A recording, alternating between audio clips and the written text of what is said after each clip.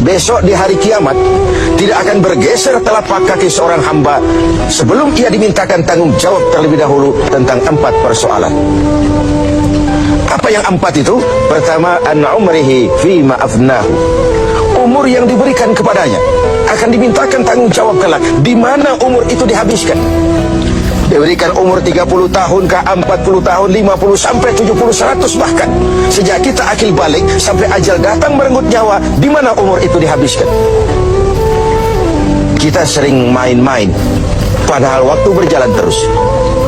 Kita sering lalai dan lupa, padahal malaikat maut tidak pernah lalai dan lupa.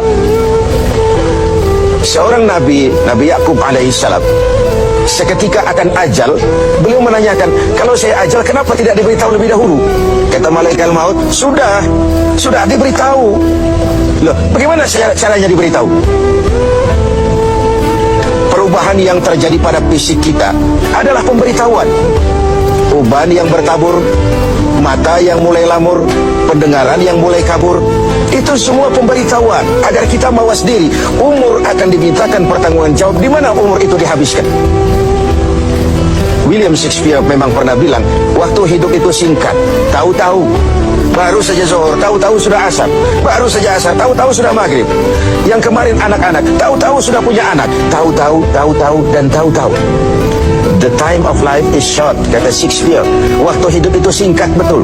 Namun waktu yang singkat akan terasa ada manfaatnya kalau kita bisa memanfaatkannya dengan yang sebaik-baiknya.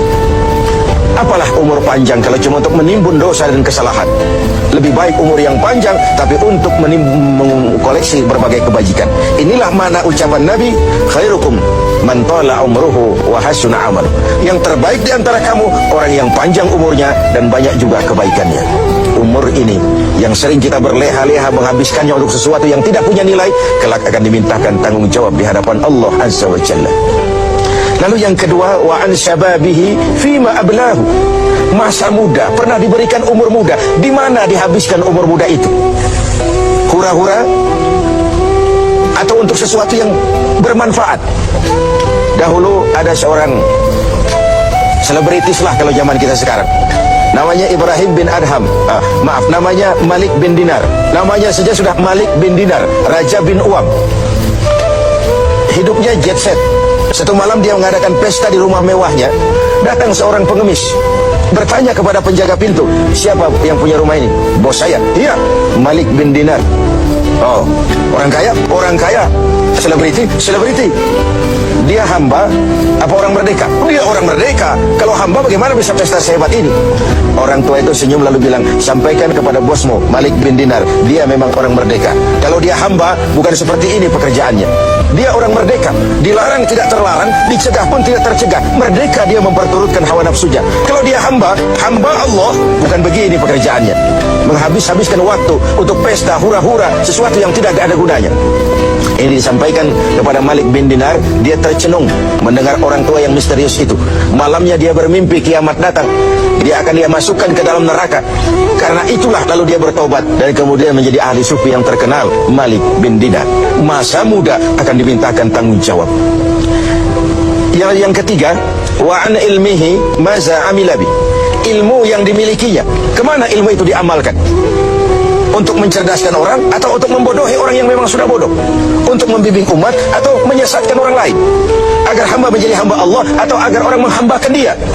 Ilmu akan dimintakan pertanggungan jawab.